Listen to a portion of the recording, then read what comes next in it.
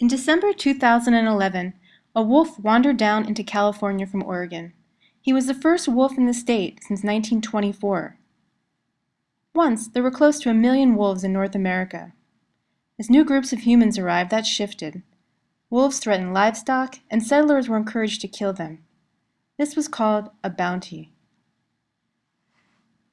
By 1960, less than 400 wolves were left. Recent conservation movements have been turning that around, but wolf preservation is still very controversial. This moved me to ask, how can we be storytellers and advocates for another species? I began at Mission Wolf, a sanctuary in an isolated part of southern Colorado. From the sanctuary, you see the San Juan Range of mountains, where in 1945, the last wild wolf in Colorado was killed. Today, about 40 wolves live at Mission Wolf.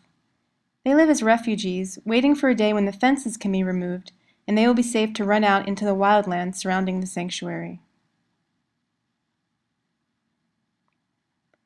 The human caretakers at Mission Wolf live simply in a sustainable, intentional community and devote their days to the care of the wolf packs. They also do education and outreach and work to be bridges between wolf and human communities. I spoke with the volunteers at Mission Wolf about the wolves. There's no way to really describe them unless you're looking at them, and then you can just assimilate in your mind what it is, but you can't, it's hard to put it into words. The dignity and grace of their body, their long legs, and a lot of what we do is because people have this image of the big bad tough wolf, and they're really just timid and scared and very sweet, most of them. When you have a wolf greet you, it's just absolute pure and unconditional love. Magpie came up to me, and I just looked at her and she looked at me, and I think that was the moment when I had this huge connection with them.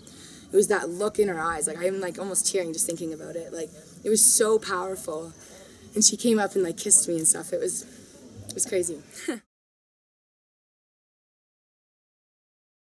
So working with farmers and ranchers who are scared of losing their livestock, because there are a lot of misconceptions as to what wolves actually are.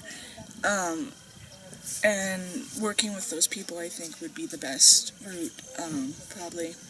And just educating them on what a wolf is and things like that. And I also kind of the research is being done of what can deter a wolf from going into a cattle area. Simply because that's a way that people can protect their livelihoods.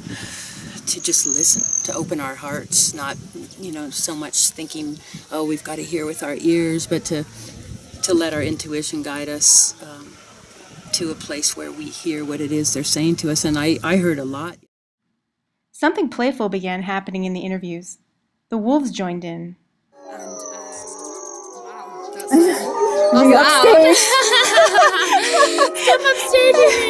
And it's cool because every wolf's howl is different, and when you live here for a long time, you can actually pick out who's howling and who started it and things like that. Because we have to recognize that we don't live here, we're just temporary. They're permanent.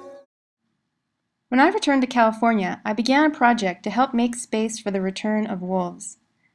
I began the WolfLostFound project with Megan Cott. We began painting wolves and leaving them in unexpected places for humans to find. The paintings invite those who find them to go to a website to learn more about wolves. We're inviting others to join us and help generate a constructive dialogue to support the reintroduction of wolves to California and other states. We are reimagining a world in which humans remember how to coexist with other species like wolves, to be advocates for them and allow their voices to be heard.